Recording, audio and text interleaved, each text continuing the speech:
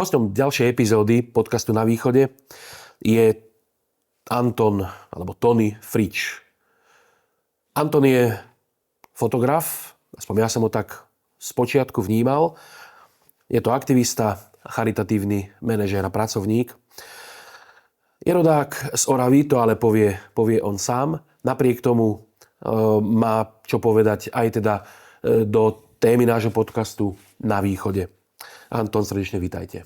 Ďakujem za pozvanie. Ako som povedal, ja som vás už pred rokmi vnímal ako fotografa. Čím vás fotografia zaujala? Ja som mal 13 rokov, keď som uprosil mojich rodičov, aby mi kúpili foťák. To si doteraz pamätám, v Dolnom Kubíne v drogerii v rohu bola vitrinka, kde boli foťáky, vtedy ešte ruské. Že bol tam FET, bol tam Ľubiteľ a podobne. Čiže toho FET 5C, to bol môj prvý foťák.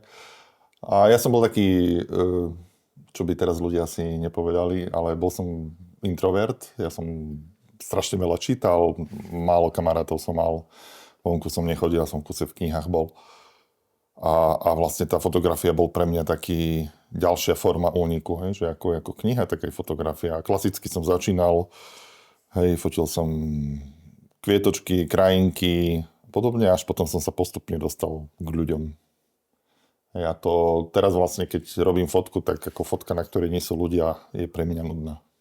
Čo sa týka... Tak vyvíjalo, vyvíjalo sa to tak, že aj jak sa tá moja povaha alebo prístup k životu menil, tak od tej prírody kníh som sa postupne dostal k ľuďom. Žijeme dnes takú veľmi dynamickú dobu a má v dobe rýchlych obrázkov, videí, má tam ešte miesto fotografia? Dnes statický obraz v tejto dynamickej dobe? Podľa mňa jednoznačne má, lebo to nutí ľudí zastaviť sa a zamyslieť. Ja aj teraz sa pomaličky vraciam zase k tej klasickej analogovej fotografii. Aj keď robím kurzy fotenia pre ľudí, tak dávam im, že za deň máte 36 záberov, keď sme kedysi mali vlastne na filme. A oni si veľmi dobre rozmyslia, že kedy cvaknú tú spúšť a tie fotky, každá jedna stojí za to. Čiže má to zmysel pre ľudí, ktorí sa chcú sústrediť, ktorí chcú vytvárať nejakú hodnotu. Čiže tá fotka má stále čo povedať. Lebo čím rýchlejšie žijete, tak tým menej za vami zostáva. To je taká moja skúsenosť. Kde vás život ako fotografa zavial? Na mnohé miesta. Ja som fotil svadby, vyše 200 svadieb som odfotil po celom Slovensku, v Čechách, v Rakúsku a podobne. A potom som fotil pre Českú tlačovú kanceláriu a potom dlhé roky som bol vlastne na voľnej nohe. Čiže bol som na Blízkom východe, bol som v Afrike, bol som vo viacerých krajinách. Celú Európu som prešiel. Fotil som vládu ešte, keď vládol Dzurinda spol.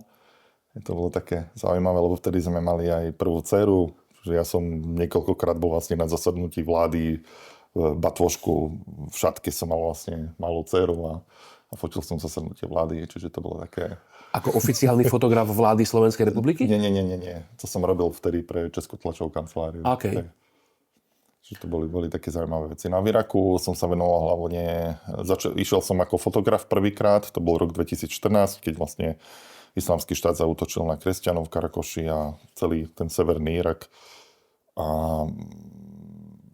vlastne hneď tam, jak som prišiel, som pre Kirche Not, to je nemecká nadácia, myslím, že teraz už majú pobočku aj tu na Slovensku. Tak vlastne oni mali tam rôzne projekty pomoci a chceli zdokumentovať vlastne tie projekty. To bol týždeň veľmi intenzívny, o 5 sme vstávali, o 10 večer sme sa vracali na hotel.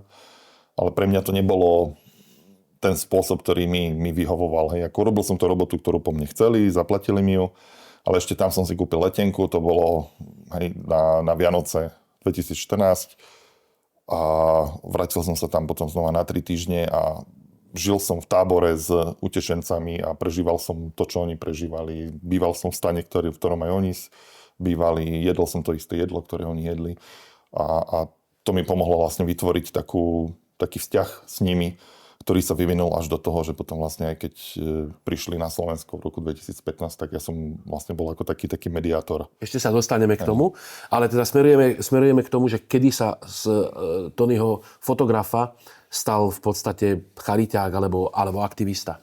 Najprv som bol chariťák a potom som bol fotograf.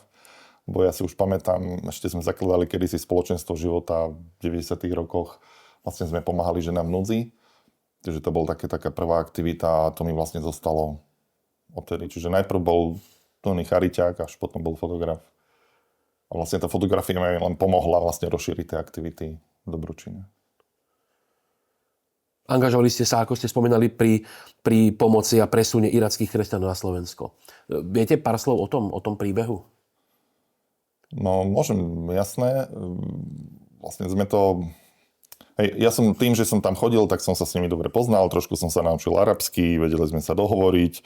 Boli tam takí ľudia, takí lídri tej komunity, ktorí aj vedeli anglicky a ktorí boli rešpektovaní vlastne v rámci komunity. A potom prišla taká tá ponuka, že pôvodný zámer bol, že okolo 500 irackých kresťanov sa presunie na Slovensku, kde tu vznikne taká komunita, príde s nimi aj kňaz.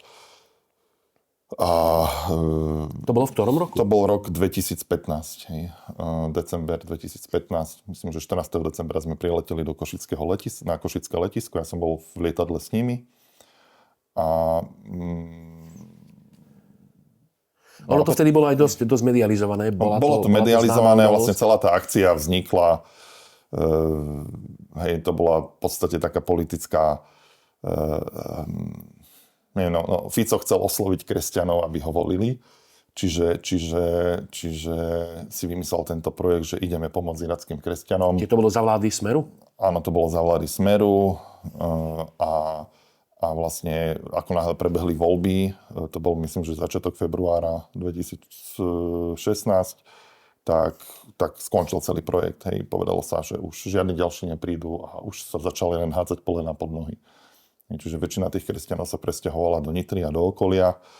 A tam by sme vlastne bez pomoci americkej nadácie, teda si už nespomeniem, možno si spomeniem časom, ako sa volala, tí kresťania by sa zbalili a odišli preč. Jednoducho, tá integrácia za tých podmienok, ako je u nás nastavená, nemôže fungovať. Tam išlo niekoľko miliónov od Američanov, aby sme zvládli vlastne celý ten proces a aby tí ľudia tu vôbec mali šancu začať znova žiť. Žijú tu stále nejakí irackí kresťania? Asi tretina z nich tu zostala. Tretina, pekne. Je to určite najúspešnejší projekt integrácie vlastne utečencov, nejakej ucelenej skupiny utečencov v Európe. Viem, že podobné niečo sa robilo v Čechách, niečo sa robilo v Poľsku, ale tam nezostal takmer nikto. A aké organizácie na tom participovali zo Slovenska? Zo Slovenska tam bola hlavne Pokoj a dobro. To je ako občianske združenie Pokoj a dobro. Ktorého som stále členom a v súčasnosti sa vlastne venujeme pomoci bezdomovcom a ľuďom v núdzi.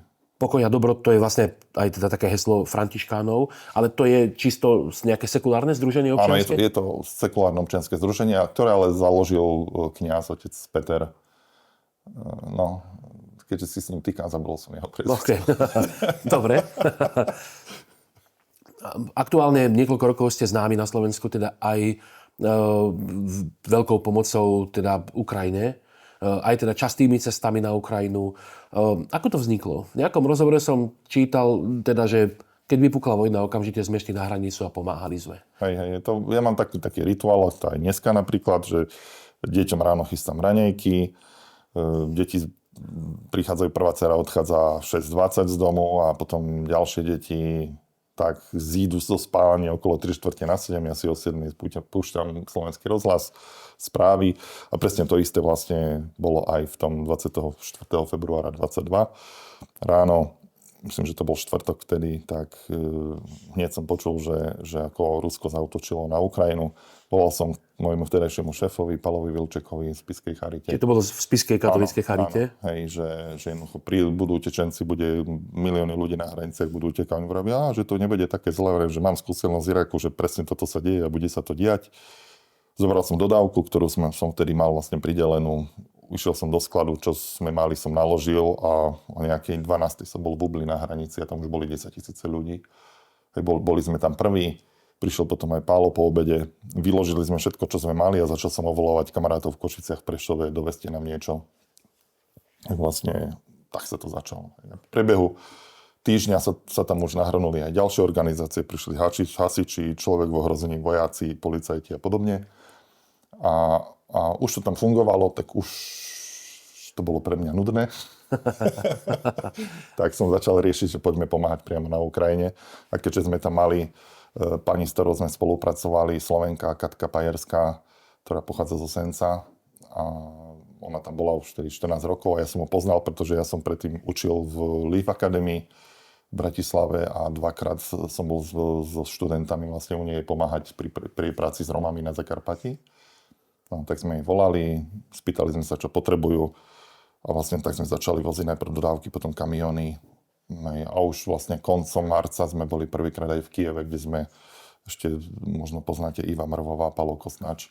Sme vlastne obehali nemocnice v Kyjeve, kde sme zisťovali, aké majú potreby. Najväčšia potreba bola inzulín, bol nedostatok inzulínu, tak sme potom vlastne s chladiarenským autom ešte stále v marci doviezli na Ukrajinu inzulín. To bolo vlastne hneď po invázii, mesiac po invázii. Áno, mesiac. To v dobe, keď sme my boli v Kyjeve prvýkrát, tak bol ešte Kyjev z 3 strán oblihaný Rusmi. Stále ste počuli v pozadí delostreleckú muníciu, sa tam niečo padlo aj do mesta. Že bolo to také kopec diverzantov, zažili sme také veci, že pred nami nás zablokovali a rozstrieľali celé auto a podobne. Čiže také zážitky veľmi, veľmi novinársky atraktívne. Ukrajina je obrovská krajina pre nás, ktorí teda sme tam neboli, ťažko tie možno regióny, ale kde všade teda chodíte na Ukrajinu? No, ako gro činnosti je na Donbase. Tam, kde je najviac potrebné. V Slaviansku sme postavili v roku 2024 také evakuačné humanitárne centrum vlastne na miestnej fare. Čiže nie tak, že 2 kilometre za hranicou v bezpečí, ale rovno Donbas. Tam treba pomáhať tam, kde je to potrebné. No a v tom Slaviansku to vlastne doteraz aj to centrum funguje. Slaviansk postupne sa dostáva do tej zóny dronovej, do toho ohrozenia, čiže už teraz celé centrum je zasieťované, aj komplet cesta, vyše 100 kilometrová z Iziumu do Slavianska a ešte z Iziumu smerom na Charkov už je zasieťovaná kvôli dronom, čiže ja tam už nechodím, ale stále máme dobrovoľníkov, ktorí tam chodia. A aktuálne sa chystáme postaviť centrum v mestečku Ševčenkove, kde je vyše 1000 matiek s deťmi, ktorí nechcú vlastne odtiaľ odísť, lebo ich muži vlastne bojujú na fronte. A to je také zachytné centrum, mesto, kde tieto ženy žijú.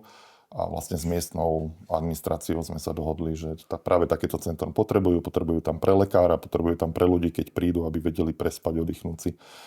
Čiže takéto niečo my tam ideme postaviť teraz v apríli. Čo hovorí manželka, keď sa teda dozvie, že sa chystáte opäť na Ukrajinu? Tak ja jej to oznamujem vlastne pri každom návrate, keď sa vraciam, že ideme o mesiac alebo ideme o 2 mesiace. Teraz som napríklad mal byť na takej novinárskej ceste do Černobylu, pretože aktuálne je 40. výročie výbuchu Černobylu, ale nedostali sme povolenie. Čiže nejdem, že idem až v apríli. Bol som vo februári, teraz v marci bolo voľnejšie a ideme teraz v apríli. Ako nerátam také krátke cesty do Užhorodu, do Mukačeva. To sú také... To sa neráta, hej? To sa neráta, nie. Manželka je... Ako nie sú nadšené, hej? Aj deti, aj manželka... Ako boja sa, ale umožňujú mi to, za čo som im vďačný. Že som rád, že mám takú tolerantnú rodinu. Ale tak treba povedať, že to sú veci, ktoré sú v podstate nebezpečné. Áno, samozrejme. Nám ako dobrovoľníkom slovenským sa zatiaľ nestalo nič, ale máme ukrajinských spolupracovníkov, kde napríklad minulý rok priamo na Sviatok Vianočný dronom zabili Slávika, s ktorým sme spolupracovali 4 roky od samého začiatku, hej, v Charkove. Teda v Konstantinivke ho zabili. Zostali po ňom 2 dcery. Čiže máme aj takéto smutné momenty. A to nebol prvý ukrajinský dobrovoľník, ktorý zahynul. Dobre, ako vy vo svojom vnútri riešite situáciu, teda, že môže sa stať, že sa niečo stane?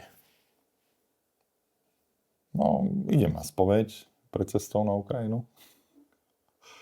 A ja si viem, že to je moja misia a treba to robiť. A nevnímam, že by tu bolo stovky, tisícky ľudí, ktorí by boli ochotní tam chodiť a pomáhať. Ja keďže mám tu možnosť, schopnosť zorganizovať ľudí, zohnať peniaze, zohnať tovar, materiál a podobne, tak ju využívam. Treba využívať tie danosti, ktoré máme na konanie dobra. Lebo pamätáme si aj vyjadrenie premiéra Fica, že teda však v Kieve žiadna vojna nie je. Hej, a preto tam sa bojí ísť. Hej. Možno mnohí Slováci pozerajú v podstate na Ukrajincov, na pomoc Ukrajine už tak trošku s nevôľou. Čo by ste im povedali? No nech sa pozrú okolo seba a či tam vidia ľudí, ktorí prišli o domov, prišli o rodinu, prišli o majetky, prišli o celé svoje zázemie, celý svoj spôsob života a museli začínať úplne v novom. A že či, neviem, ja stále tvrdím, že máme pomáhať tam, kde je tá pomoc najžiadanejšia a najpotrebnejšia teda. A ja nevidím tu na Slovensku takú skupinu ľudí, ktorí by boli na tom tak zle, ako sú na tom Ukrajinci. Hej. Čo netvrdím, že netreba na Slovensku pomáhať. Veď mám občianske združenie, Vaša charita, pomáhame bezdomovcom, osamelým matkám, núdzi, sociálne slabým rodinám. Hej. Máme niekoľko sociálnych pracovníkov, teraz už asi vyše 20, ktorí chodia do terénu a pomáhajú tým ľuďom. Hej. Pomáhajú im nájsť si prácu pri komunikácii s úradmi, vybavovanie dokladov a podobne.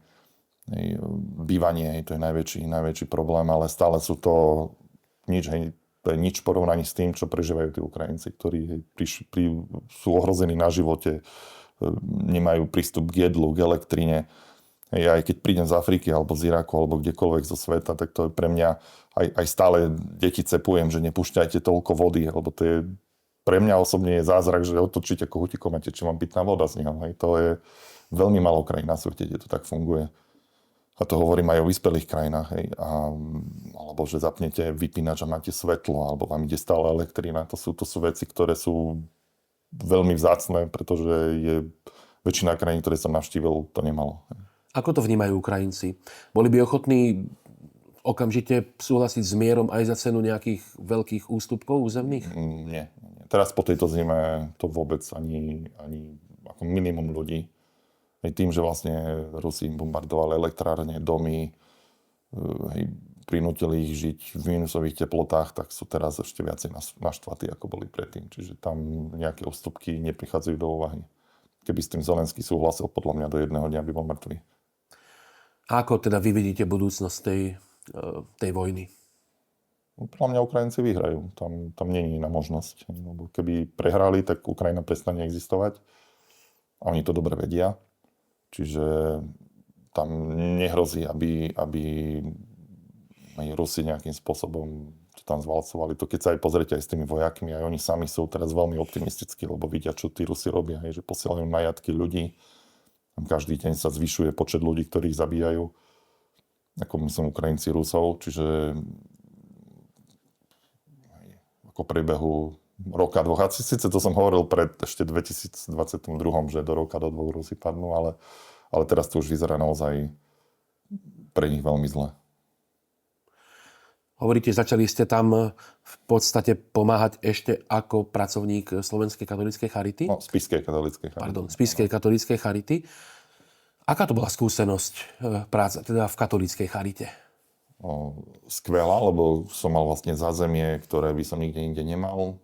Hej, Palo Vilček je ako šéf, ktorý mi dával úplne voľnú ruku. Ako samozrejme, chodil som na koberček a aj teraz vlastne, keď už 2 roky v charite nerobím, tak stále sa u mňa občas zastaví a poviem, no na tom Facebooku by si nemusel byť taký striktný a tak. Odkaz dám do titulku. Ale akože bola to skvelá skúsenosť. Spišská charita je jedna z mála, kde dávajú ľuďom možnosť aj trošku vykračovať z toho rámca, z tých zabehaných koľají. Ja som asi príliš veľmi vykračoval, ale 5 rokov som tam bol a vlastne neodišiel som s tým, že by ma vyhodili, ale odišiel som s tým, že som dostal ponuku, ktorú som sa rozhodol prijať. Čiže... A stále máme veľmi dobré vzťahy aj s ľuďmi na charite, aj stále spolupracujeme, čiže neviem, ako podľa mňa veľmi dobrá skúsenosť. Horšie to už je so Slovenskou katolíckou charitou, myslím, tou centrálou v Bratislave. Tam boli medializované aj nejaké informácie, rozhovory a tak ďalej. máte skúsenosť teda aj s katolíckou charitou, aj teda s nejakými sekulárnymi charitatívnymi organizáciami. Dá sa porovnať tá práca, tá skúsenosť, to zázemie, tá profesionalita? No, obrovskou výhodou katolíckej charity je, že my máme vlastne pobočky po celom svete. Kdekoľvek človek príde, tak sa vie obratiť na kolegov a dá sa s nimi spolupracovať. Mali sme vynikajúcu spoluprácu neviem, s Rakúskou, s Českou, s Poľskou, s belgickou charitou a podobne. Čiže toto je obrovské pozitívum. Takisto na Ukrajine. Oni tam majú Caritas Spes, čo je vlastne katolícka charita, a potom majú charitu gréko-katolícku. A tam sa veľmi dobre spolupracuje s jednou aj s druhou. Čiže zase obrovská výhoda toho zázemia. A takisto v drvej väčšine prípadov, keď vy aj nejakú tú pomoc tam doveziete, tak máte istotu, že sa dostane k tým ľuďom. Hej. Čo pri tých sekulárnych organizáciách, hej, napríklad UNESCO alebo nejaké organizácie v rámci OSN, mali s tým obrovský problém, lebo oni dodávajú obrovské množstvo tovarov administrácii alebo tým regionálnym samosprávam a tam sa často stráca viac ako polovica tej pomoci. Hej, ja som zažil presne takú situáciu, že poľská charita vlastne dodala mestu Charkov teda pomoc, myslím, že to bolo nejako, neviem, si teraz vymyslím, hej, 1,5 milióna, hodnotí 1,5 milióna a prišiel vlastne starosta Charkova podpísať vlastne prebracie protokoly s otcom Vojtekom, ktorý je riaditeľom charity katolíckej Charkove, že áno, toto nám Poliaci dodali, no ale nebola tam hodnota 1,5 milióna a bolo tam iba 600 000, hej. 100 000. No, a čiže skoro 1 milión sa stratil niekde. Hej, a otec Vojtek povedal, že toto ja nepodpíšem. Bol tam obrovský problém, bitka medzi nimi. Hej. No, bitka ako slovná bitka, hej. Ale aj fyzicky sa k tomu schvíľovalo. Čiže tam sa stratilo viac, takmer 2/3 vlastne pomoci zmizli. Tá pomoc núdznym je jedna zo základných takých nejakých sebadefinícií aj teda kresťanského života. Ako sme na tom na Slovensku? Hovorí sa o nás ako kresťanskej krajine. Vieme a dokážeme pomáhať? No ja vnímam charitu a pomoc ľuďom v núdzi ako taký jedno z posledných frontov evangelizácie, ktorý ostal vlastne cirkvi. Hej, teraz už sa nepostavíte na krížnu cestu a nebudete kričať, že Ježiš vás spasí, poďte ku nám. Hej, to by sa vám ľudia vysmiali a poslali by vás na psychiatriu. Hej, ale ako tým, že ľuďom pomáhate, tak vlastne ich privádzate tej viere k tomu Bohu. Ja som tu videl krásny príklad misionárov v Kenii a v Etiópii. Tam sú takí španielskí misionári, komunita svätého Pavla. Začínali novú misiu, bol som s nimi v Etiópii, normálne pri rieke postavili stany, ešte tam leví revali v pozadí v noci. Normálne klasika, aký by ste pozerali ten film Misia s Robertom De Nirom.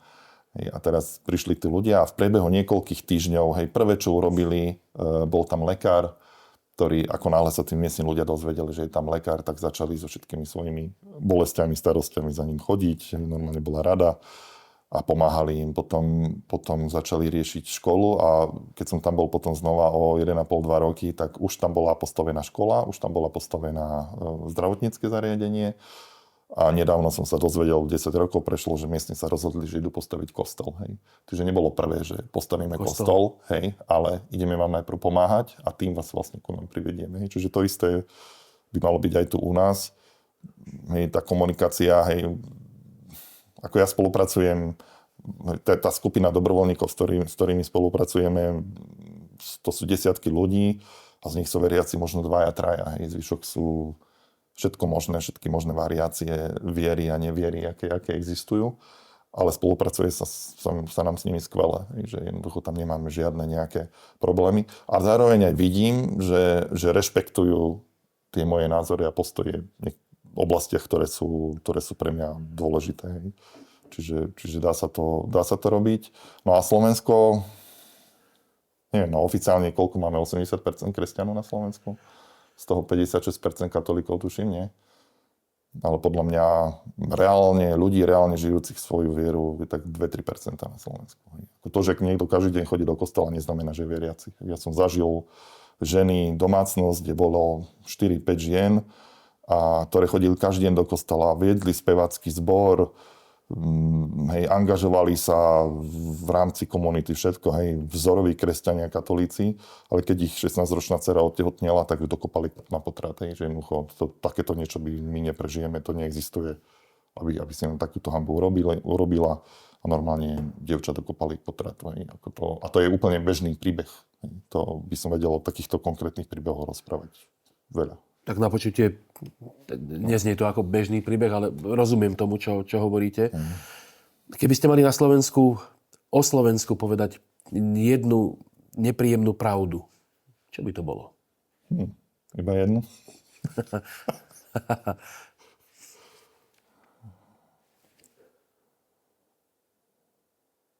No, z tých skúseností, ktoré mám zo sveta, že nie sme takí štedrí a jak sa tomu hovorí, že pohostinní, hej? Že nie sme takí pohostinní, ako si myslíme, hej? Že skôr sme na tom opačnom konci z tých skúseností, ktoré mám. Tu pohostinnosť by človek asi zažil v iných končinách, aj teda kultúrnych.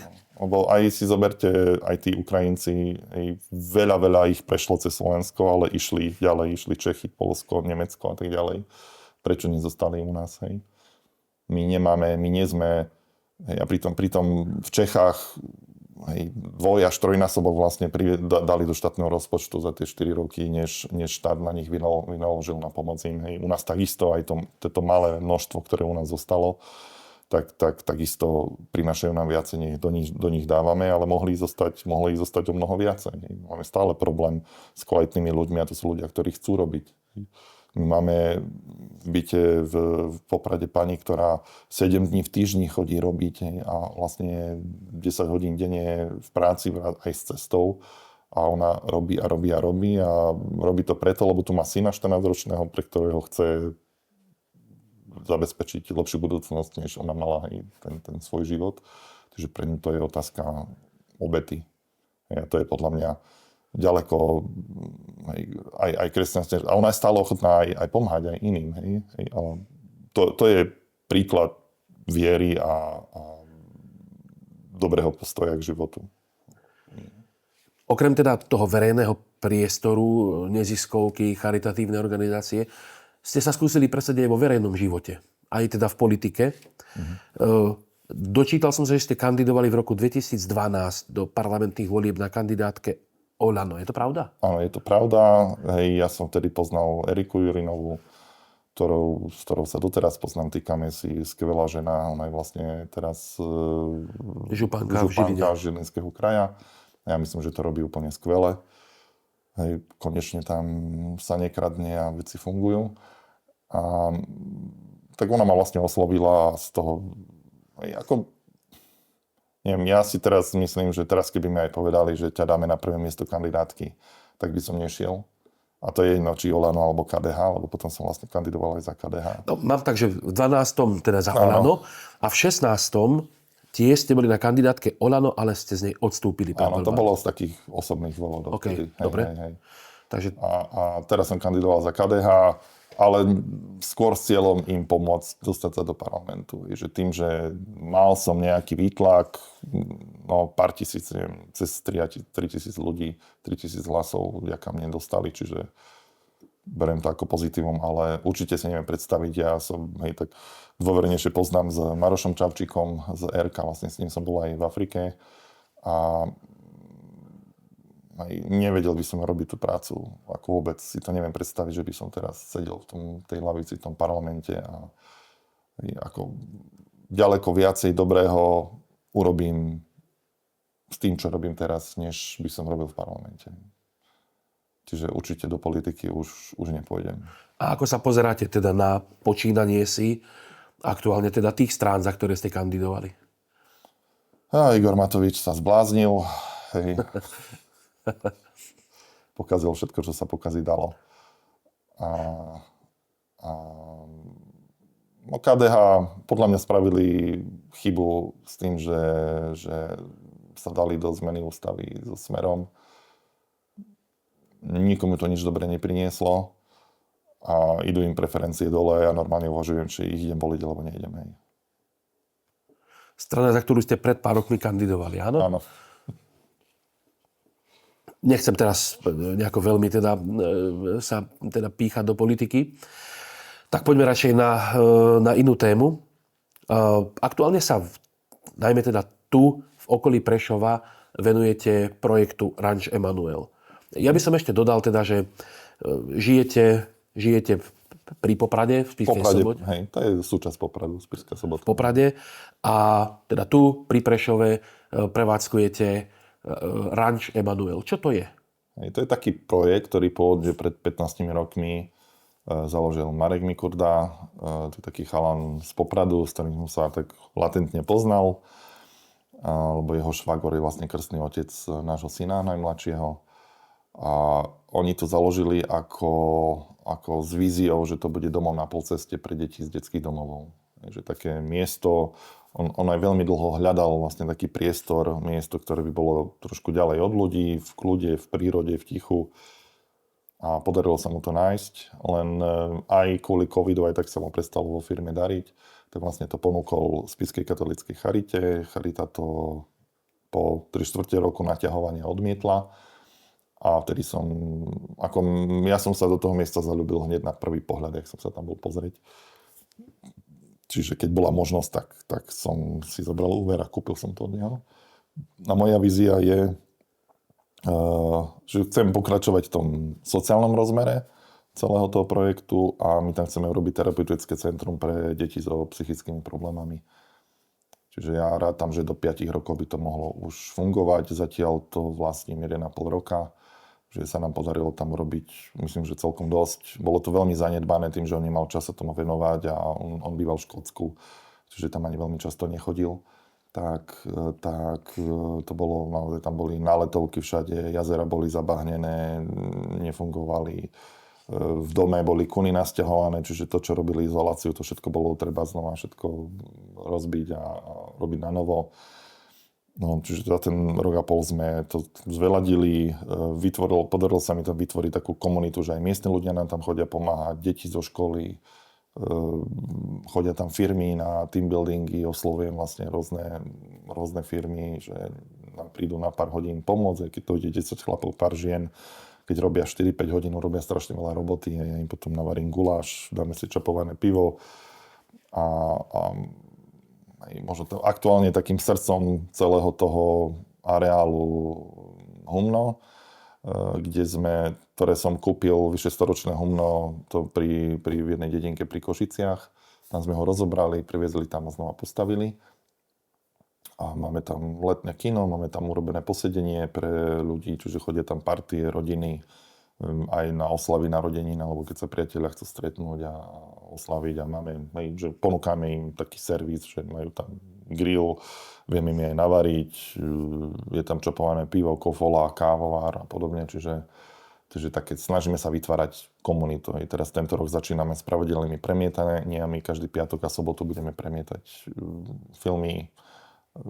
Ja sa snažím také klasické slovenské filmy prezentovať, čiže tento rok si robíme takú slovenskú sériu filmov a cieľom je vybudovať komunitu okolo toho centra, že keď to začne od tých 5 rokov fungovať, aby už bolo to podporné podhubie, ktoré by aj tým deťom vlastne potom pomáhalo. Čiže ranč už funguje? Áno. Najmä teda ako nejaké komunitné miesto, kde teda ľudia, spoločnosti, partie, firmy môžu prísť a stráviť nejaký čas? Áno. Zvieratka tam ešte nemáme, zatiaľ iba mačky a psa, ale už budú sliepky, tento rok by mali pribudnúť barany, nejaké kozičky, husy a podobne, ale všetko s cieľom vytvoriť také príjemné prostredie pre rodiny, ktoré tam chodia. V lete už minulý rok sme mali v lete tábory pre deti zo sociálne slabších rodín, tento rok chceme pokračovať, budú asi 3 turnusy a ja tento rok mám vlastne v pláne dokončiť projekty, pretože tá stavba bola projektovaná pred skoro 20 rokmi, čiže treba tam porobiť nejaké zmeny a začnem zháňať peniaze. Vytvorím projekt a začnem zháňať peniaze na dokončenie tej veľkej hlavnej stavby. A kde a ako vás môžu ľudia nájsť, kontaktovať? To stačí sa dať do Google Ranč Emanuel a priamo vás to zavedie. Už to máme tak Google, že aj na mape, aj tak sme priamo nájditeľní.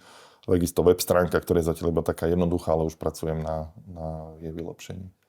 Tento podcast nesie meno Na východe. Vy pochádzate z Oravy, ak teda dobre viem, z Oravského Podzámku. Áno. Ale teda, spomínali sme, žijete už nejaký ten rôčik na východe. Je východ Slovenska niečím, čo vás osobitne zaujal? Ten východ je veľmi podobný Orave, že aj čo sa týka mentality ľudí, aj prostredia. Ja mám rád hory, Tatry, čiže sme veľmi radi, že sa nám podarilo uchytiť sa v Poprade. Manželka vlastne pochádza z Novej Lesnej, čiže to bol jeden z dôvodov, prečo sme sa rozhodli ísť do Tatier. A sme tu vlastne 19 rokov už na východe. Čiže mne vyhovuje, tí ľudia, akože to sa ťažko paušalizuje, ale do Bratislavy, keď chodím tak, že aby som to otočil za jeden deň a ušiel odtiaľ čo najrýchlejšie. Lebo to mesto mi vôbec nesedí, ani tí ľudia, ak tam fungujú a žijú, mi nesedí. Žili sme tam niekoľko rokov a aj sme vlastne tam mali svadbu. Aj prvá dcera sa nám narodila v Bratislave, aj druhá. A vlastne s druhou rovno z porodnice sme išli do Popradu. Čiže to bolo také naše rozhodnutie, že v Bratislave deti vychovávať nechceme a že ideme radšej na východ, lebo ako nebolo to úplne jasné, že Poprad, ale tak sme zakotvili v tom Poprade. Ja rád chodím aj do Prešova, aj 2 roky som tu študoval na Pravoslavnej teologickej fakulte. Na Pravoslavnej? Áno, lebo to bola jediná, kde sa dalo externe. Ale potom začala Ukrajina, tak už sa to nedalo dotiahnuť. A aj Košice mám veľmi rád, dcera tam teda študuje medicínu najstaršie, čiže chodím tam často v botanickej záhrade. Veľmi veľa času trávim, pretože teraz vlastne na tom ranči sa snažím aj vytvoriť také prostredie aj pre deti, aby bolo také príjemné, že tam sedím veľa všelijakých bobuľovín, ovocných stromov. Snažím sa tam vytvoriť také zákutia, aj rúže a podobne, aby tam ľudia radi chodili, aby sa im tam páčilo a zároveň, aby to bolo aj také funkčné. Čiže mi neradia vlastne v botanickej záhrade, čo tam dať. Čiže vytváram sa aj takú komunitu okolo ľudí, lebo nie vo všetkom sa vyznám, nie všetko sa mi chce študovať, všetci som si spravil kurz permakultúry, ale nepraktizujem to úplne, jak by som mal, čiže radšej sa chodím poradiť. Čiže neviem, ten východ mi maximálne vyhovuje. Nemám rád veľké mesta. Vždy, keď ideme do nejakého veľkého mesta, tak rýchlo z neho utekam. Je Prešov veľké mesto? Nie, to je maličké provinčné. Aj Bratislava je v podstate provinčné mesto. Aj keď to porovnáte, bol som v Amerike, tam som prešiel cez tie mnohomiliónové mestá, čiže aj to, čo my tu máme, je nič. Ale Prešov je, ako Poprad tou veľkosťou nám maximálne vyhovie, že všade sa dá dostať peši, nemáte problém. Tá mestská doprava sa ani nedá využívať, lebo to sú skôr také turistické výletné jazdy, lebo to trvá vám cesta vzdušnou čiarou kilometr, vám trvá 3/4 hodinu. Čiže to sa ani nedá, ale peši sa dá dostať všade. Prešov je na tom veľmi podobne, akorát tie sídliska sú trošku vzdialenejšie od seba. Ale páči sa mi tu. Za účasť v podcaste Na východe ďakujem Antonovi Fričovi a v jeho práci aktuálne pre jeho vlastné občianske združenie Vaša charita, ale vo všetkých ostatných projektoch a zámeroch želám všetko dobré. Nech sa vám darí a veľmi pekne ďakujem za účasť v našom podcaste. Ďakujem za pozvanie a všetkých ľudí vlastne pozývam ku nám na Aranž Emanuel.